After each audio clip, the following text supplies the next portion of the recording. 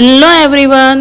Today day 36 of Beyond the Chalk and Talk activity और आज का हमारा टॉपिक है ग्लास ऑफ ग्रेटिट्यूड. કયો ક્લાસ છે આ?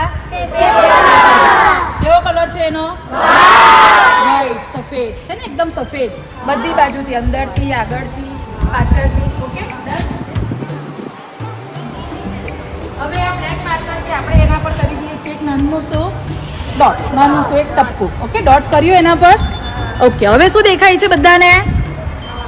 હવે ગ્લાસ તરફ જુઓ. હવે તમને શું દેખાય છે? ડોટ દેખાય છે. ગ્લાસ દેખાય છે? પણ વધારે ધ્યાન કોણ કેન્દ્રિત કરે છે? ડોટ એટલે કે ટપકું. તો આપણું જે જીવન છે ને, એ જીવન આપણું કેવું છે? ગ્લાસ જેવું. કોના જેવું છે? ગ્લાસ જેવું. અને ગ્લાસ શું બતાવે છે? પોઝિટિવિટી, હકારાત્મકતા. એટલે આપણું જીવન તો આખું પોઝિટિવ જ છે, હકારાત્મક છે.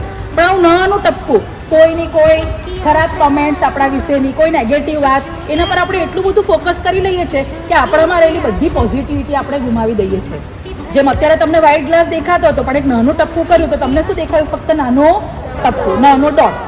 એ રીતે આપણું જીવન પણ એક હકારાત્મકતા અને પોઝિટિવિટી ભરેલું જ છે.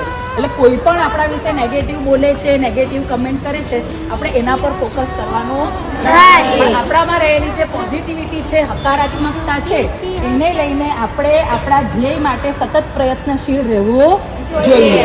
એ આપણને આ ગ્લાસ શીખવાડે છે.